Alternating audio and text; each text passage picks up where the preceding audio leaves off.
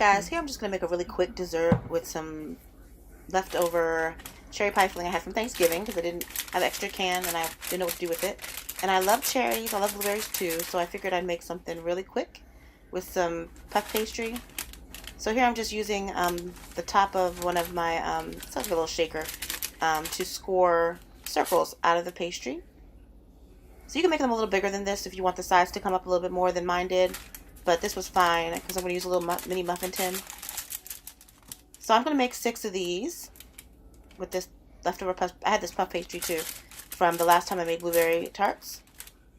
And what I like about this recipe is that it's really, really fast. You don't really need anything but the puff pastry and the can of cherry pie filling. So once I have the 6 circles, I'm just going to put them into an ungreased non-stick muffin pan. It has to be non-stick, otherwise you might have problems. And you don't have to grease it because they're going to pop right out for the most part. So I just place them on top. Mine are a little bit small, so they don't come up the sides all the way, but they'll come out pretty good. These make excellent party appetizers, party treats, or if you're going to a potluck and you have to throw something together really fast. This is really a go-to. You don't have to buy a lot of ingredients, so you're not spending a lot of money, and they taste really good. You could probably do this with the blueberries too, but you have to do a little bit more work with the blueberries. You have to add sugar and some lemon juice and some cornstarch, but you could do this with the blueberries as well. Any fruit, actually, probably you can do. If you like apple pie, these make wonderful mini tarts. But the cherry pie filling is really the fastest route to go.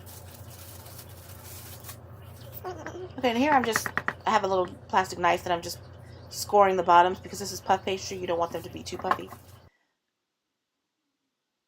And so now I've just opened the can of cherry pie filling, and I'm going to spoon about a spoonful and a spoon and a half. A spoon and I like at least 4 or 5 cherries in there. And this has a lot of sauce, so you're going to see me trying to fish around in there trying to get make sure I have cherries and not just sauce. I want to make sure every tart has some cherries in there. And this sauce is not that sweet, so if you like a sweeter dessert, you're going to have to add a little bit of sugar, but I did not do that because it's sweet enough for me. Yeah, I'm just looking for some cherries. And once you're done, you put it in the oven at 425 for about 18 minutes, making sure to look at it, they don't burn, and then you will have a beautiful set of desserts that just come out pretty easy. 2 of them didn't, but for the most part, they came out pretty perfect.